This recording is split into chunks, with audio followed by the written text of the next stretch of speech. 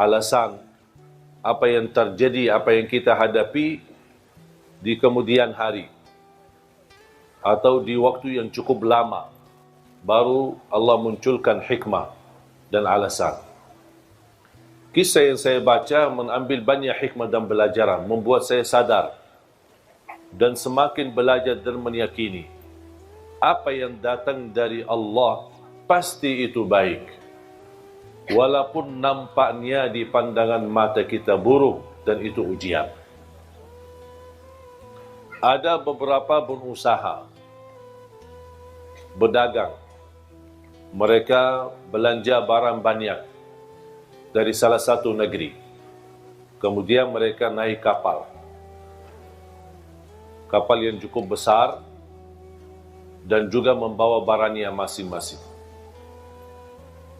Di dalam perjalanan untuk kembali ke kampung mereka, terjadilah hujan besar, gelombang, dan dia menghadapi ujian yang amat besar di tengah laut. Mereka mengambil keputusan harus barang-barangnya ada yang harus dibuang untuk mengurangi beban yang terjadi di atas kapal tersebut. Salah satu pedagang memiliki barang yang terbanyak. Ternyata jatuhnya dia akan dihabiskan separuh barangnya, akan terbuang. Dibanding yang lain cuma seberapa saja. Beliau tidak terima, marah, ngamuk. Saya bisa rugi banyak, separuh barang saya masa dibuang begitu sia-sia. Mereka menjelaskan, daripada kita tenggelam semua, menghadapi musibah semua, mendingan barang-barang kita aja biar kita selamat. Beliau tidak terima, tidak mau. Karena dia berdagang baru, membuat berdagang yang lama, mereka sepakat sekalian barangnya sama orangnya dibuang aja, biar kita selamat. Karena mereka merasa orang itu berdagang baru, tidak punya istilahnya kekuatan, tidak punya power, tidak punya lingkungan yang bisa melindunginya. Dan terbuang. Dan subhanallah, mereka jalan dan beliau bersama barangnya sudah terbuang di dalam laut. Dalam menghadapi ujian angin besar, subhanallah, terarah kepada salah satu pulau yang cukup sepi, tidak ada apa-apanya. Dia masuk di sana, cari makan tidak ada, cari apa tidak ada, barangnya hilang. Dia syukur, alhamdulillah selamat. Dapat sedikit sumur air yang bersih, dia bisa minum. Sedikit hanya yang bisa dia dapat, hanya minum air. Di situ dia menemukan sebuah rumah kecil dari kayu. Dia masuk ke rumah dan dia bisa rasa nyaman untuk bisa istirahat dan tidur. Berjalan waktu beberapa hari, tidak ada yang datang menolong dia. Tiba-tiba datangnya angin yang cukup kencang dan besar, mengakibatkan terjadi kebakaran di pulau tersebut. Dihabiskan semua pohon-pohon yang ada sekaligus rumah kayunya itu. Begitu dia diselamatkan dari kebakaran dan kehilangan tempat tinggalnya yang satu-satunya yang bisa melindungi dari bahaya, langsung dia berkata, "Ya Allah, kenapa ini? Sampai rumah yang aku tempati untuk mencari nyaman dan melindungi diri, kebakaran habis."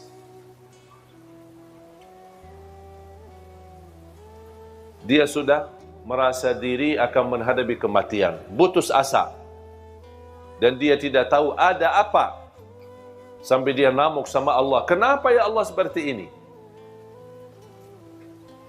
Dan subhanallah, tidak lama ada kapal besar yang datang dan dia bisa melihat dari jauh. Langsung dia ke arah pantai dan menunjukkan tangannya. Mereka karena kapal besar tidak bisa mendekati, menerima perahu kecil atau kapal kecil untuk menjemputnya. Ketika dijemput dan naik kapal besar, Dan beliau bertanya, kok dari mana kalian tahu saya ada di sini? Oh, kami tahu dari jauh kami melihat asap. Gara-gara terjadi kebakaran kan ada asap besar. Kami berfikir ini tanda biasanya kami seorang laut. Pasti biasanya itu tanda-tanda ada orang minta tolong. Makanya kami datang. Terus mereka tanya, Iman kamu kok bisa datang sini sendirian? Oh, ceritanya saya bersama kapal berdagang. Mereka mengkhianati saya. Mereka semua bersepakat untuk melimbar saya di laut. Dan syukur saya bisa selamat. Kata pemilik kapal, mereka itu yang Anda cerita, semuanya mati tenggelam. Berdagangnya, dan barangnya, dan kapalnya, semuanya mati. Baru dia sujud syukur. Dan dia berkata, ternyata ada hikmahnya. Faham ibu? Memang subhanallah Allah maha baik. Wallahi ibu-ibu tidak bakal tahu bagaimana cara Allah mengatur ujian kita. Tapi yakini Allah tidak pernah mau susahkan kita. Kalau ibu yang begitu cinta dan sayang sama anaknya, kira-kira mau nggak dia susahin anaknya? Kata Rasulullah, Allah jauh lebih besar kasih sayangnya kepada hamba daripada ibu kepada anak. Tapi ada manusia yang belum percaya sama Allah. Ada manusia yang masih berkata, Ya Allah, kenapa saya seperti ini? Ya Allah, kenapa saya cuma penderita sakit? Ya Allah, kenapa saya sudah lama menikah tapi belum bisa punya keturunan? Ya Allah, kenapa saya dijodohkan sama orang yang jahat yang menyakiti perasaan saya?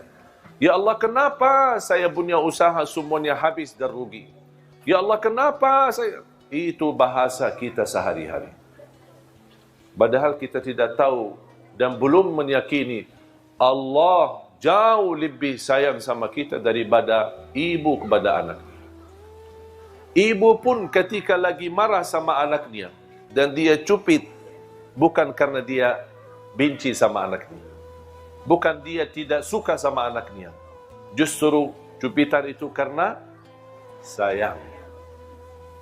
Anggaplah yang terjadi dari Allah itu cupitan dari Allah Subhanahu. Barangkali kita ada kesalahan. Barangkali ada kekurangan ibadah. Barangkali terlalu sering ketiduran salat subuh. Barangkali kita lupa baca Quran. Barangkali kita sambat satu kali menyakiti hati orang tua. Walaupun satu kali, ada balasannya. Ada balasannya dari Allah SWT. Kita lupa, tapi Allah tidak pernah lupa. Ahsahullahu wa nasuh. Allah menghitung